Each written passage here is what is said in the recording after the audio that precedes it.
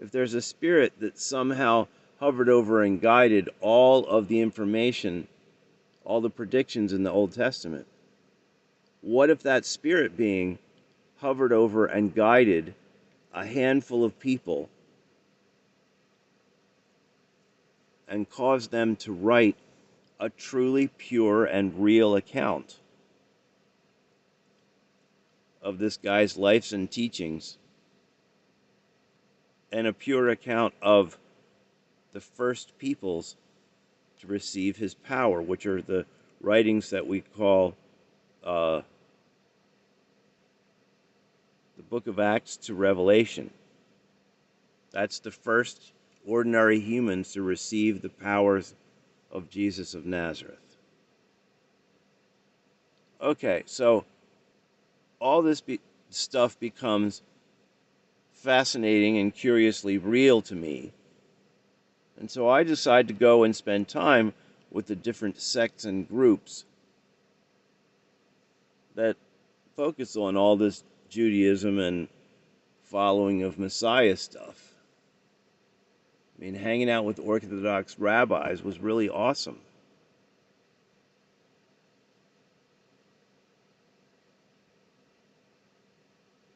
But I want to tell you that in my life, there have been spirit strengths, but there have been spirit afflictions.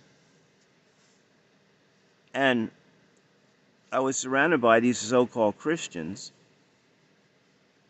And since my mom and dad were so afraid of talking about the promiscuity origins of my life, I didn't hear nothing about how I was started and how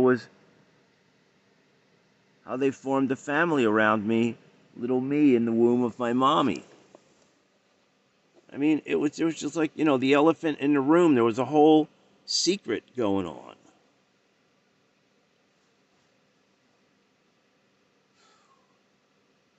And the people that are operating with the Holy Spirit and the Yeshua teachings, they're supposed to know that male human beings are supposed to talk about their demon troubles because they don't go away. You quote unquote accept God and get saved, but there are areas of your life that are still broken. And you literally have to ask for help from your friends just to cope. And I had two weird things that were happening in my life.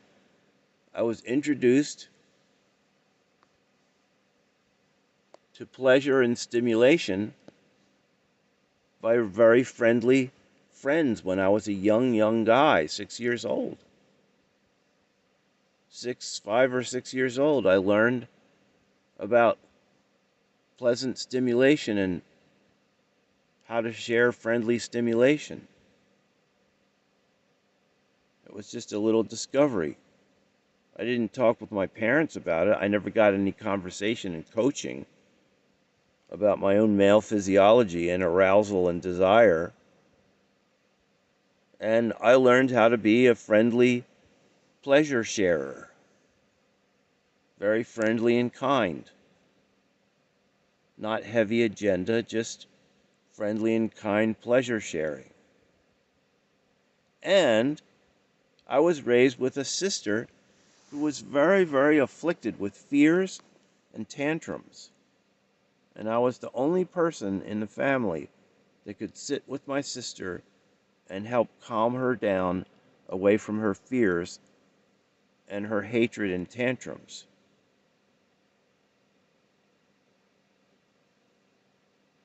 So I had a friendly ability with women. And I had a comfortable, cheerful, friendly pleasure sharing skill.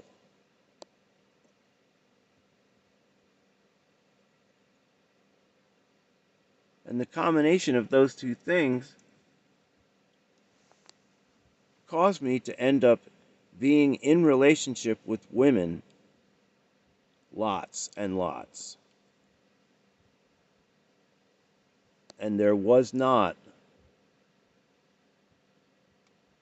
a conscience regarding pleasure sharing. There was no conscience. Until a certain moment in April 1994, when I read this treatise about the predictions of Messiah Yeshua, I was like, oh my gosh, all this Jesus, God, Church, and Bible stuff seems to be a truly supernatural touch on the human lineage. What the hell am I going to do about that? So I got into curiosity mode for 24 years. And this really cool old guy said, hey, have you ever spoken blessings over that daddy of yours out there? There's a real man out there. You'll, probably never meet him. But what if you've been awakened to the spirit realm right now because maybe he's in trouble, maybe he's having some difficulties? Have you ever spoken blessings over his life? And I was like, no. And I started studying spoken blessings. And I went for a walk on the beach. And I was shouting, okay, God, in the name of Yeshua, may he never have a flat tire on the interstate in the pouring rain. May his favorite food be in good supply. If he has other children, may they all be wise and successful.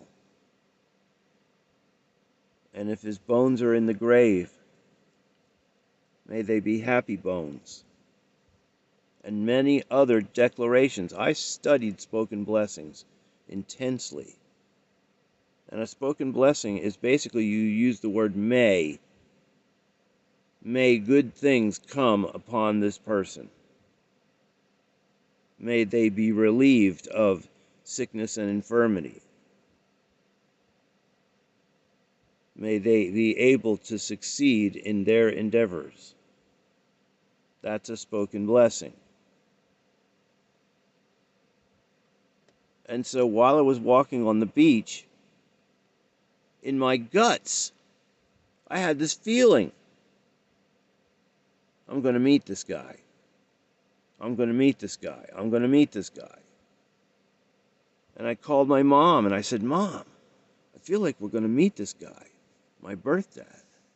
And she said, I'm so sorry that I never told you when you were 6 and 13 years old. I'm so sorry. I can't even remember the people's names. And Bowden people, my mom got the information about Albert Victor Bowden through a series of wacky miracles. I mean, almost impossible things happened to instantly get this information about Bert. I mean, she was hunting for information for 3 different people, but the information about Bert just bubbled up immediately.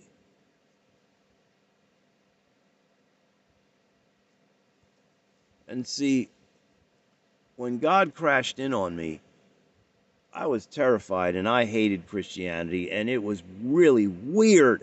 It was horrible. I didn't want any of that shit to be real. I'd been raised in learning about some of it. But one of the things that when God became real to me, I started yelling at him, saying, like, what about Susan? And what about Stephanie? And, like, what about these relationships that I've had? And he showed me that my little girlfriend, Susan Doherty, now Susan Bishop, my little girlfriend, God said to me, your father lineage and your family lineage is all messed up. And me and the angels were trying to give you and make you into a brand new generation, a brand new family tree.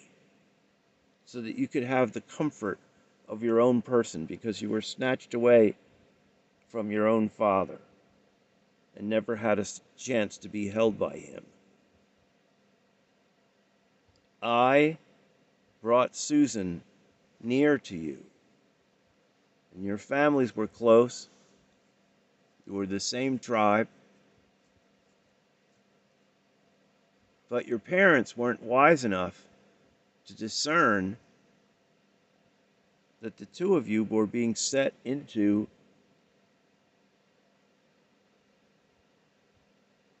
one flesh, a family unit. Like Austin and his wife. We were like 12, 13, 14 years old. And we were devoted best friends. And we weren't thinking about kissing or sexual pleasures with each other. We just thought one another was the best. And the parents around us were so undiscerning that they didn't help us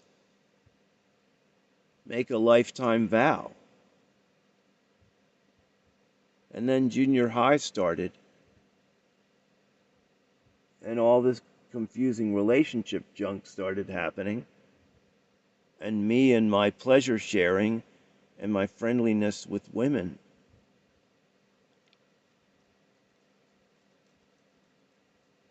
My whole devoted relationship with Susan went away.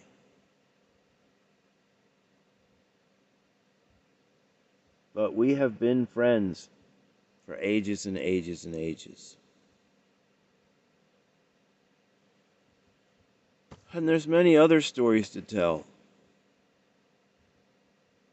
But I'm speaking to you from my van. I'm sitting in a van in Missouri. And the van is plugged into the wall of a little church building. I have a heater in my van and it keeps it warm inside. It's my little writer's cabin. I've been writing chapters and chapters of my experience. And the meeting of my Bowden family has been awesome. And when I was with Bert, I could see that he was under a spirit. The lights weren't on. He had no conscience in the area of drinking alcohol and interacting with women. His conscience was broken. There was a weird spirit presence over him. And this is something that we're supposed to know and care about one another throughout our lives. And I didn't know that for the first 40 years of my life. And believe me, it took a lot of learning from a lot of different individuals and families and groups and research avenues. And I'm just trying to send some love and appreciation to the peculiar and wonderful human beings who are children of Bertie Bowden, Snooky. I'm just saying hello. Life is weird and life is difficult. And life has layers and layers of beauty as well. Peace be with you.